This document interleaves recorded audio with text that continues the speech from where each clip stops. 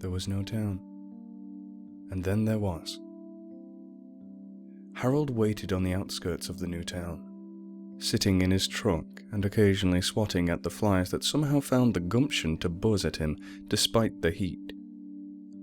The afternoon passed slowly until Harold heard a cruiser pull up behind him. A uniformed man got out and walked over, looking less than pleased to be leaving his air-conditioned vehicle. "Harold?" he said. "Tom," nodded Harold, still slouched behind his steering wheel. "They told me you called the station. Please tell me I didn't just drive all the way out here just to chat with your sorry ass." Harold unscrewed his sweat-stained ball cap and fanned his face with it before replying.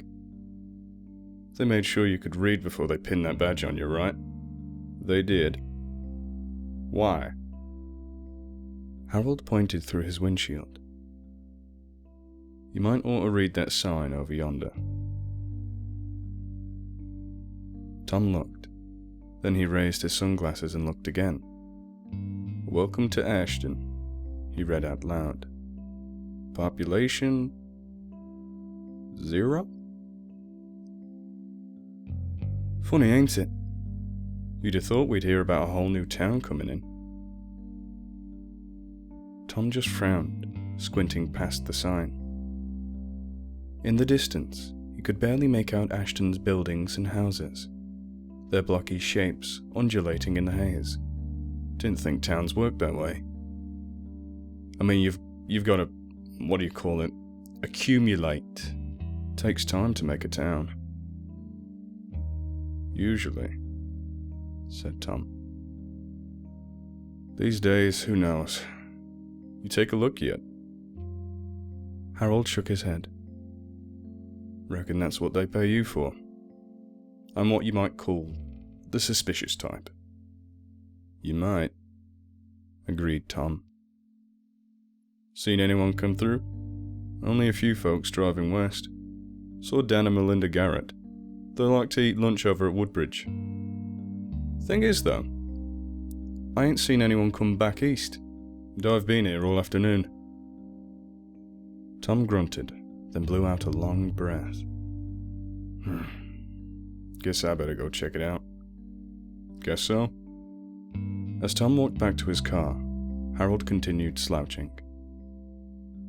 But once he heard the cruiser's wheels crunch off the shoulder onto the pavement, he sat up. This time he was determined to see it happen. As the cruiser headed towards Ashton, Harold stared at the welcome sign, keeping his eyes locked and unblinking. Even so, the change happened too fast to see. Population 1, the sign now read. Harold sat back. The sun was now just beginning to dip below the horizon when, just as he expected, the number changed again, suddenly returning to 0. This time, however, there was an additional change. Ashton was gone, replaced by a new name. "Welcome to Summerdale," it said. Then the whole sign faded and disappeared, along with its distant buildings. Eventually, Harold started his truck and drove in the opposite direction. He suddenly felt glad that he wasn't the sort that did much traveling. When you were traveling, you never knew where those little towns you passed had come from, or where they went.